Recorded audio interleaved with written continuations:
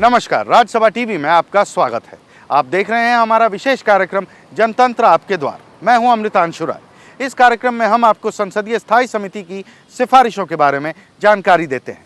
आज हम आपको बताएंगे सूचना और प्रसारण मामलों से जुड़े संसदीय स्थायी समिति की सिफारिशों के बारे में, जिसने प्रेस रजिस्ट्रेशन बिल में बदलाव के तमाम सुझाव दिए हैं।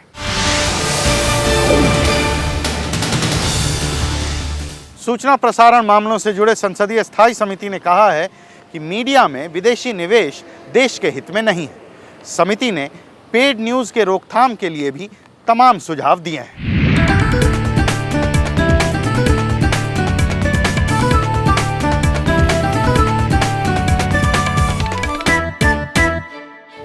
राव इंद्रजीत सिंह की अध्यक्षता वाली सूचना प्रसारण मामलों की संसदीय स्थायी समिति ने कहा है कि प्रेस एवं पुस्तक तथा प्रकाशन रजिस्ट्रेशन विधेयक 2011 में समाचार पत्रों में एफडीआई की सीमा का कोई जिक्र नहीं है, जो कि गलत है।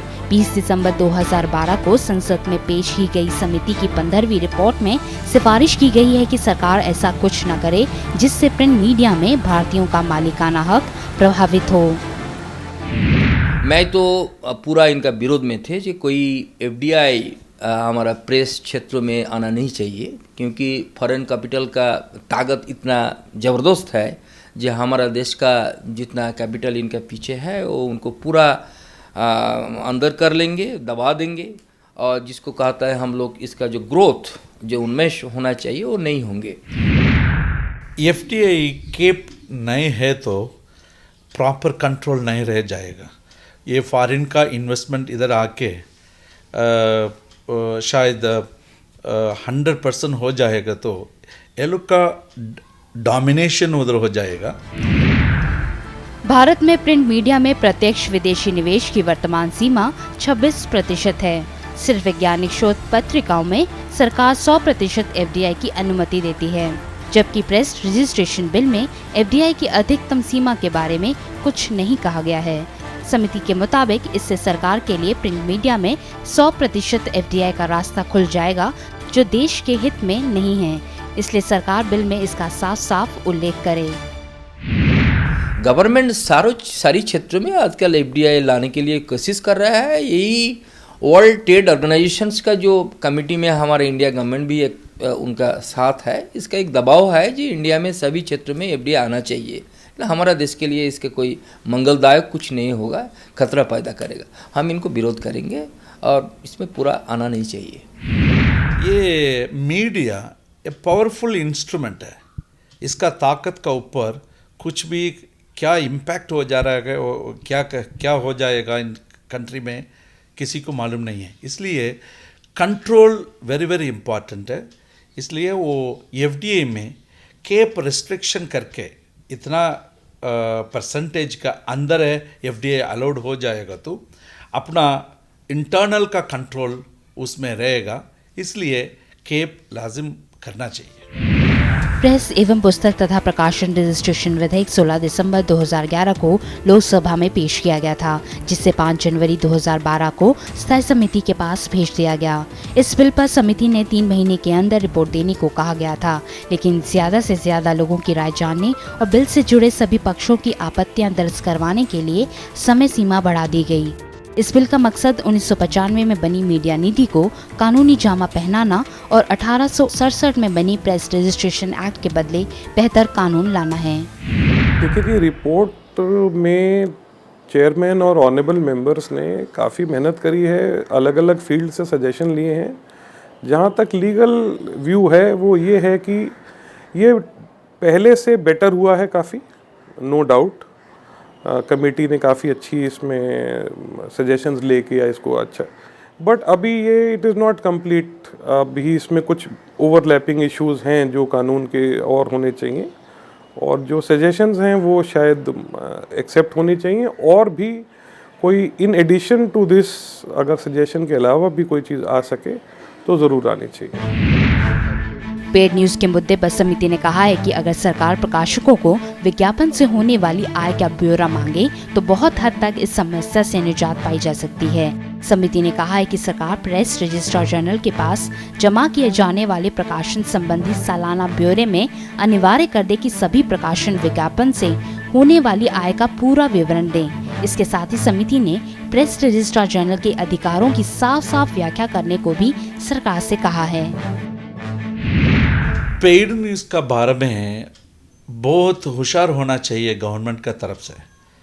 क्यों पेमेंट करके कुछ भी न्यूज़ ब्रॉडकास्ट कर सकता है, टेलीकास्ट कर सकता है, प्रिंट कर सकता है, ऐसा ही हो जाएगा तो वो नेगेटिव इम्पैक्ट करने का बहुत चांसेस है। तो हमारा कमेटी का तरफ से मैं भी लोकसभा में 15th लोकसभा में मैं भी एक सदस्य हूँ जो पेड न्यूज़ के ऊपर बात किया था 0 आवर्स में, और उस टाइम मैं दिखाया था जो इसका 2 चीज़ है, एक कानून बनाना चाहिए और देश के अंदर आज जो एथिक्स मोरालिटी का जो सवाल बहुत कमी हो गया है, ये खाली प्रेस मीडिया क्षेत्र में नहीं सभी जगह कमी हो गया है। जितना तक इसको ठीक से चर्चा में नहीं लाया जाएगा तो खाली कानून बना के भी इसको बंद हम लोग नहीं कर सकते हैं। तो इसको करना चाहिए, इसको भी चर्चा होना चाहिए। प्रेस रजिस्ट्रेशन बिल में प्रकाशन संबंधी जानकारी जैसे मालिक, प्रिंटर, प्रकाशक के सही ना पाए जाने पर सजा का प्रावधान किया गया है। समिति ने कहा है कि इस तरह के मामलों में सजा एक साथ ना दी जाए। समिति ने कहा है कि प्रिंटिंग प्रेस को सील करना और प्रकाशन पर रोक लगाना प्रेस की आज़ादी का हनन है और इस तरह की कार्रवाई सिर्फ गलती दोहराने पर ही की जाए। समिति ने सरकार से कहा है कि आतंकवादी गतिविधियों में लिप्त लोगों को सशर्त समाचार पत्र निकालने दिया जाए।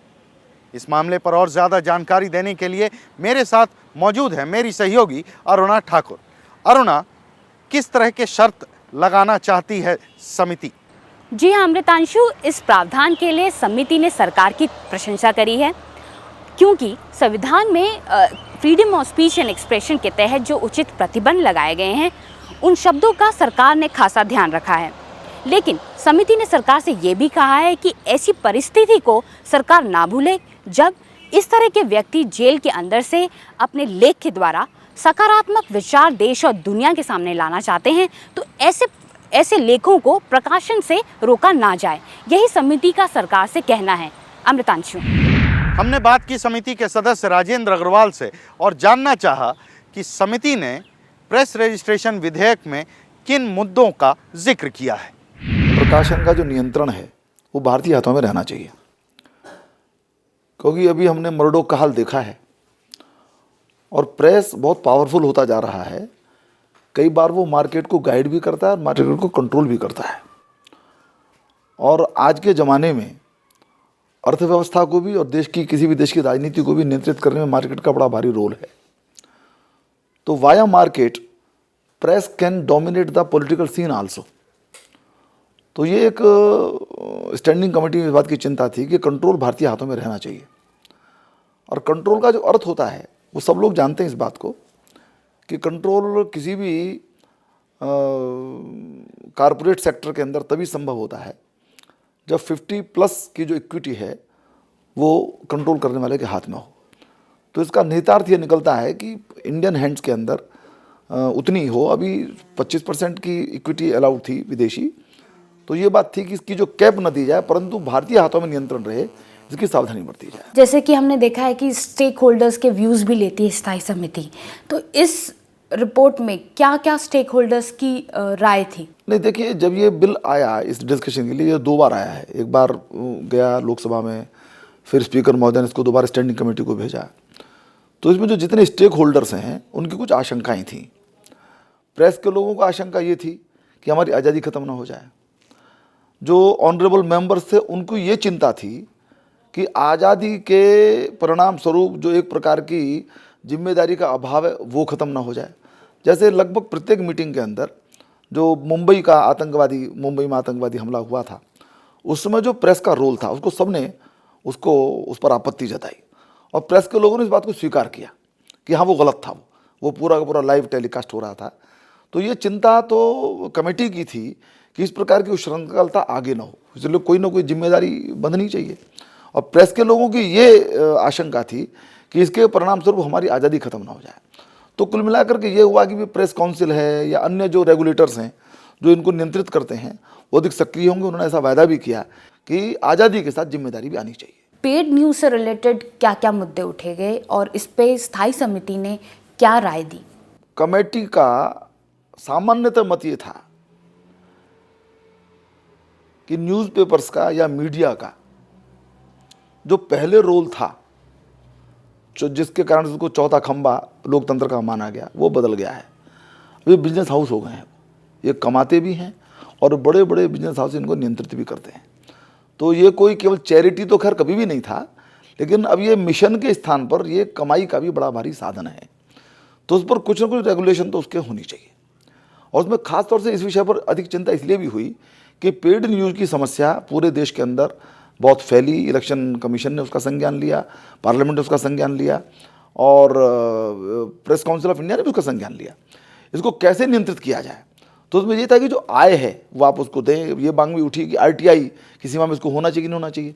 बाई एंड लार्ज कमेटी की ये राय थी कि RTI की सीमा के अंदर इनकी आमदनी भी होनी चाहिए। जो प्रेस के बैरन्स हैं या जो और लोग हैं उनकी भी आमदनी का जो डिस्क्लोजर है वो होना चाहिए। स्थायी समिति ने ई फॉर्म्स ऑफ न्यूज़पेपर को भी रेगुलेट करने के लिए सुझाव दिए हैं, तो इसमें आप क्या कहना चाहेंगे? न्यूज़पेपर की जो परिभाषा की गई है उसमें उसको शामिल किया गया है। तो देखिए ऐसा है, मुझे कई बार ये लगता है कि जब चीज़ें नई नई आती हैं, एक आज नए जो एवेन्यूज़ हैं वो खुल रहे हैं, नई तरीके की चीज़ें आ रही हैं। इलेक्ट्रॉनिक मीडिया के जो सोशल नेटवर्किंग है इसका बड़ा भारी उपयोग होने लगा उसके अंदर। तो ऐसा लगता है कि अभी हम कुछ मान लीजिए कोई नियम बनाएंगे, उस नियम वो नाकाफ़ी होंगे तो फिर दोबारा बैठेंगे। कई बार कुछ चीज़ें देखने के बाद ध्यान में आता है कि इसमें क्या कमी रहेगी। लेकिन न्यूज़पेपर की परिभाषा की जहाँ तक बात है उसके अंदर हमने उस वर्षन को भी इसके अंदर इंक्लूड किया है और वो भी कहीं ना कहीं से उसके ऊपर भी रेगुलेशन जो भी होंगे, चाहे वो PCI के माध्यम से हो और चाहे वो इस बिल के माध्यम से हो, वो उसके ऊपर भी लागू होंगे। क्या आपको लगता है कि प्रेस काउंसिल ऑफ इंडिया को और पावर्स देनी चाहिए? PCI को अधिक पावर्स होनी चाहिए।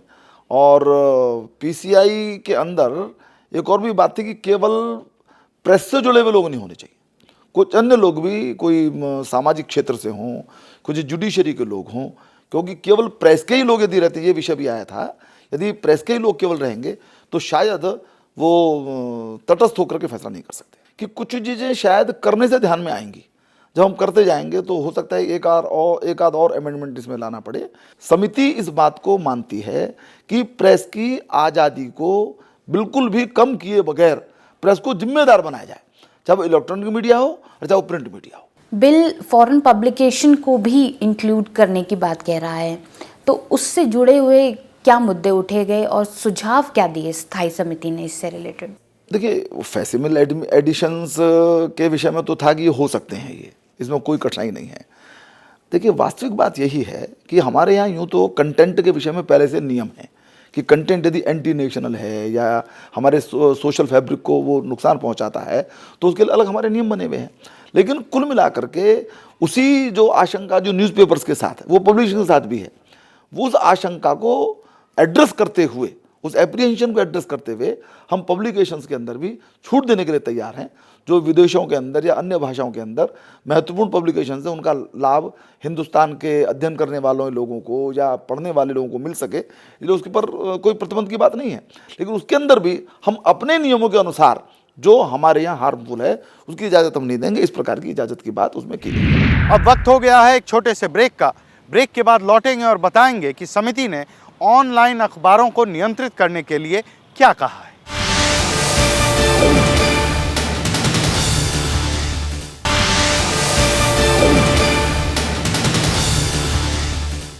ब्रेक के बाद आपका स्वागत है। समिति ऑनलाइन अखबारों को नियंत्रित करने के पक्ष में है। समिति का कहना है कि ऑनलाइन अखबारों को प्रेस रजिस्ट्रेशन विधेयक के दायरे में लाया जाना चाहिए।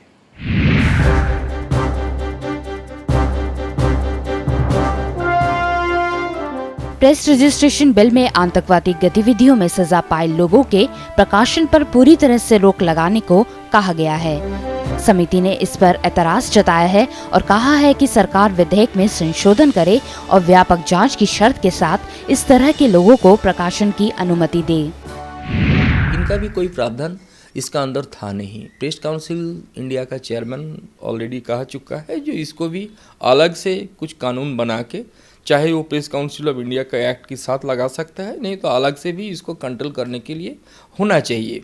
बुक्स के लिए भी ऐसा ही जरूर कानून होना चाहिए। ऐसा देश में कुछ भी चलना नहीं चाहिए जिसको ऊपर किसी का कंट्रोल, कोई सरकार, कोई डिपार्टमेंट की, कोई अथॉरिटी का नहीं रहेंगे। सबसे ऊपर ये अथॉरिटी और ठीक से एक कानून को लागू करेंगे। जैसे एडवर्टाइजमेंट का बात आप कर रहे थे, ये जो ऑडिटिंग सिस्टम है, जो ऑडिटर जनरल वगैरह है, ये ठीक से काम करने से बहुत कुछ हम लोग रुक सकते हैं ना। हम लोग इसको एयरटाइट नहीं कर सकते हैं, लेकिन बहुत कम कर सकता है। और उसका साथ साथ देश का अंदर हमारा जो मोरल और एथिकल वैल्यूज का चर्चा हो पाए और इसको जनसाधारण को सचेत हो जाए, इसको हम लोग जरूर दबा सकता है, इसको कम कर सकता है। प्रेस में डेफिनेटली रेगुलेशन होना चाहिए। क्यों? वो प्रेस का अंदर जो इसका बारे में वो डेमोक्रेसी, प्रेस डेमोक्रेसी ऐसा ये बोल के कुछ भी कर सकता है, कोई ऐसा ये याद रखेगा तो बैड इम्पैक्ट, एडवर्स इम्पैक्ट होने का बहुत चांसेस है।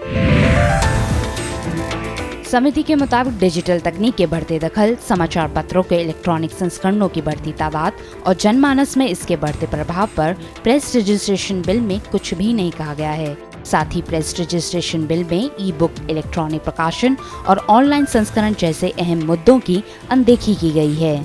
समिति ने कहा है कि इसके मद्देनजर सरकार समाचार पत्र और प्रिंटिंग जैसे शब्दों को नए सिरे से परिभाषित करे ताकि इलेक्ट्रॉनिक संस्करणों को भी इस कानून के दायरे में लाया जा सके। इलेक्ट्रॉनिक वर्जन जो हमारा न्यूज़पेपर्स और मैगज़ीन से तो कोई ताल्लुक़ नहीं है, लेकिन बुक से, बुक्स पर बुक प्रमोशन और कॉपीराइट क्योंकि मिनिस्ट्री के तहत आता है, तो उसमें जो इनके चैप्टर 3 और 4 थे जिसमें कि बुक की सप्लाई, जैसे ही एक बुक प्रिंट होती, पब्लिश होती, तो उसको एक कॉपी या 2 कॉपी उनको भेजना पड़ता है स्टेट गवर्नमेंट को। तो आजकल बहुत सारे किताबों का वर्जन आ रहा है, इलेक्ट्रॉनिक वर्जन आ रहा है, तो उसको कैसे मतलब इसमें लिया जाए करके एक सुझाव दिया गया था। उस सुझाव को कमेटी के समक्ष भी रखा गया था। कमेटी ने उसको एग्जामिन किया। अपनी रिपोर्ट में भी उन्होंने मिनिस्ट्री को, जो ये है ministry of information and technology, उनको बोला है कि आप इसको ज़रा एग्ज़ामिन कीजिए। लेकिन उसमें मुझे लगता है कि प्रॉब्लम ये आ रही है कि जब वो डिलीवरी करने की बात आ रही है तो इलेक्ट्रॉनिक वर्जन आ गया तो वो तो फिर कंप्यूटर पे अवेलेबल है, वो तो उपलब्ध है, तो उसको डिलीवरी कैसे किया जाए, तो उसमें मुझे लगता है कि थोड़ा सा कॉम्प्लिकेशन होगा। तो उसको मुझे लगता है कि मिनिस्ट्री ऑफ आईटी उसको देखेगी और उसके बाद अभी तो रिपोर्ट आई है, अब उनको उस पर ये करना है, उनको एक डिसीजन लेना है और उसके बाद जाना है। समिति ने सरकार से विदेशी प्रकाशनों पर भी स्थिति साफ करने को कहा है। प्रेस रजिस्ट्रेशन एक्ट के मुताबिक प्रेस रजिस्ट्रार जनरल को अगर लगता है कि मांगा गया टाइटल किसी भी विदेशी प्रकाशन के नाम से मिलता है तो नया टाइटल देने से इनकार किया जा सकता है। समिति ने कहा है कि सरकार विदेशी टाइटल और प्रकाशन जैसे शब्दों को ठीक से परिभाषित करे और इस मामले में अंतर्राष्ट्रीय कानूनों का अध्ययन करके ही कोई कदम उठाए। कमेटी रिपोर्ट हम लोग कोशिश किया है, जैसे ये सब जितना न्यूसेंस कहा सकता है इसको कम कर सकता है हम लोग, और भविष्य में इसको और अच्छा ढंग से हमारा देश के अंदर न्यूज़पेपर्स, न्यूज़ और पेड न्यूज़ का जो मीनियस है उस कम हो जाएगा। यही हमारा उद्देश्य था। और इलेक्ट्रॉनिक मीडिया का भी चर्चा हुआ था, वो भी ठीक ठाक होना चाहिए। सबसे पहला सजेशन ही ये था कि आपका पेनल प्रोविजंस तो बिल्कुल ही है ही नहीं, इसलिए इसमें सिवियर पेनल्टी क्लॉज होना चाहिए। कोई आदमी इसकी अगर कॉन्ट्रवेंशन, स्पेशली फॉरेन, अब ऑनलाइन न्यूज़पेपर्स और कई सारी चीज़ें ऑनलाइन हैं जिसका बड़ा इफ़ेक्टिव कंट्रोल होना चाहिए, नहीं तो डिफामेशन रिलेटेड, कॉपीराइट रिलेटेड परेशानियां हैं, ओवरलैपिंग ऑफ लॉज है तो आएंगी। तो इसको आप डील करिए। कानून इसके लिए बड़ा स्ट्रिंजेंट होना चाहिए। ऐसे ही कानून ले आएँ और जो वीक हो और जिसकी कंप्लायंस ना हो सके उसका कोई बहुत पर्पस सॉल्व नहीं हो पाता। समिति ने सरकार से सिफारिश की है कि समाचार पत्र के टाइटल रजिस्ट्रेशन को ट्रेडमार्क एक्ट के दायरे से बाहर किया जाए। समिति के मुताबिक इन दोनों कानूनों के प्रावधान एक दूसरे से टकराव पैदा करने वाले हैं। वर्तमान परिस्थिति में समाचार पत्र का टाइटल दोनों ही कानूनों के तहत रजिस्टर करवाया जा सकता है। समिति ने कहा है कि सरकार इस कमी को दूर करे और ट्रेडमार्क कानून के दायरे से समाचार पत्र को एकदम बाहर कर दे। कुछ जगह ओवरलैपिंग है, जैसे कि डिफेमेशन है, एक बड़ा सीरियस इशू है। क्या छपना चाहिए पेपर में, डिसेंसी की लिमिट्स कितनी हैं और क्या नहीं छपना चाहिए, और अगर कोई गलत चीज़ हो रही है तो उसकी सज़ा क्या है, और साथ ही कॉपीराइट इश्यूज़ हैं। और एक और बड़ा सीरियस इशू है जो एडवर्टिजमेंट्स का फाइनेंशियल रिकॉर्ड रखने का था, जो आई थिंक कमेटी की सजेशन रिजेक्ट हो गई है। वो एक बड़ा कंसर्न है जो आई पर्सनली फील, मेरा अपना ओपिनियन है कि कमेटी ने काफ़ी उसको सोच विचार करके दिया था कि अकाउंटेबिलिटी होनी चाहिए। वो बड़ा सीरियस कंसर्न है। लेकिन मेरा दो मुद्दा है, एक कानून को इम्प्रूव करना और दूसरा जो बात मैं कह रहा था कि ये जो सिस्टम अभी देश में चल रहा है जिसको हम लोग डेमोक्रेटिक सिस्टम कहता है, आज डेमोक्रेसी का फ्रीडम, लिबर्टी, इंडिविजुअल फ्रीडम सब कुछ कमी हो रहा है, क्योंकि काट थ्रोट कंपटीशंस सुपर प्रॉफिट बनाने के लिए कैपिटलिस्ट लोग कर रहे हैं। और इसमें इंपीरियलिस्ट कैपिटल जो फॉरेन देश से आ रहा है एफडीआई के रूप से कि दूसरा रूप से कोलैबोरेशंस के रूप से वो भी आ रहा है, इसमें बहुत खतरा पैदा कर रहा है, करप्शन पैदा कर रहा है। तो मेरा ख्याल से ये सिस्टम करप्शन पैदा करेगा ही, ये सिस्टम इनको पूरा तरफ से रोक नहीं सकेंगे, लेकिन एक गवर्नमेंट कामयाब होंगे, कमिटेड होंगे पीपुल्स के ऊपर तो कम कर सकते हैं जरूर। इसके साथ ही समिति ने सरकार से पैम्पलेट और हैंडबिल को किताबों के प्रकाशन की परिभाषा से अलग करने को कहा है। समिति ने कहा है कि रोजाना छपने वाले पैम्पलेट की तादाद के मद्देनजर उन्हें किताब की श्रेणी में रखना ठीक नहीं है। इसके साथ ही समिति ने सिफारिश की है कि प्रेस रजिस्ट्रार को समाचार पत्रों के टाइटल रद्द करने से जुड़े मामलों में अपील सुनने और फैसला लेने का अधिकार दिया जाए और इसके लिए सरकार प्रेस रजिस्ट्रेशन विधेयक में जरूरी संशोधन करे। समिति का मानना है कि पेड न्यूज का मुद्दा लोकतंत्र के साथ मीडिया के लिए भी एक खतरा है। इसलिए समिति ने सरकार से ये सिफारिश करी है कि इसी विधेयक में एक ऐसा प्रावधान होना जरूरी है जिससे कि पेड न्यूज जैसे गंभीर मुद्दे पर रोक लगाई जा सके। जैगम मुर्तजा के साथ अरुणा ठाकुर, राज्यसभा टीवी। समिति ने सरकार से कहा है कि वो अखबारों से विज्ञापन से होने वाले आमदनी का ब्यौरा ले। इस मामले पर और ज़्यादा जानकारी देने के लिए मेरे साथ मौजूद हैं मेरी सहयोगी Aruna Thakur.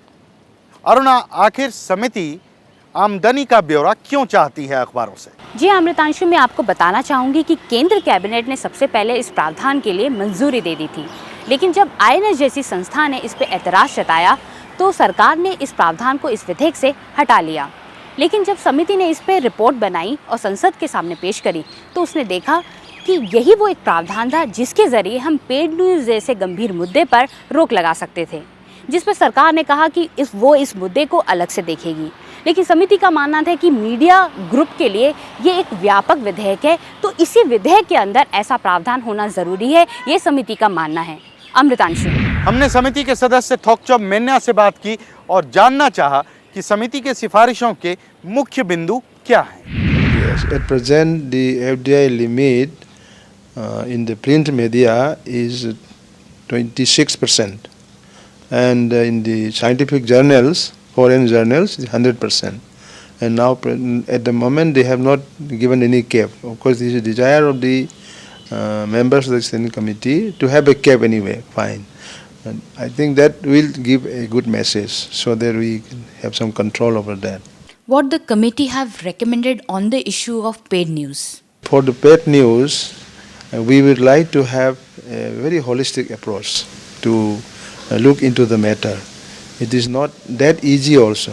At the same time, we are not able to distinguish between what is paid news and what is not paid news.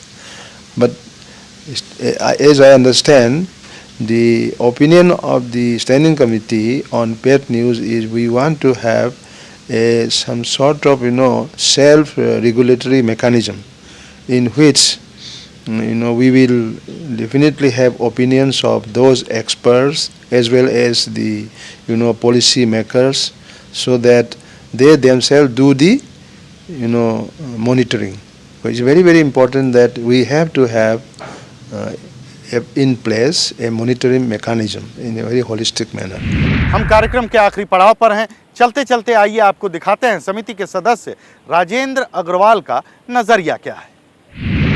चिंता तो कमेटी की थी कि इस प्रकार की उच्छृंखलता आगे ना हो, इसलिए कोई ना कोई जिम्मेदारी बंधनी चाहिए। और प्रेस के लोगों की ये आशंका थी कि इसके परिणाम स्वरूप हमारी आज़ादी खत्म ना हो जाए। तो कुल मिलाकर के ये हुआ कि प्रेस काउंसिल है या अन्य जो रेगुलेटर्स हैं जो इनको नियंत्रित करते हैं वो अधिक सक्रिय होंगे। उन्होंने ऐसा वायदा भी किया कि आज़ादी के साथ जिम्मेदारी भी आनी चाहिए। जनतंत्र आपके द्वार कार्यक्रम को देखने के लिए शुक्रिया। हम वापस लौटेंगे एक नए मुद्दे, एक नए कार्यक्रम के साथ। देखते रहिए राज्यसभा टीवी।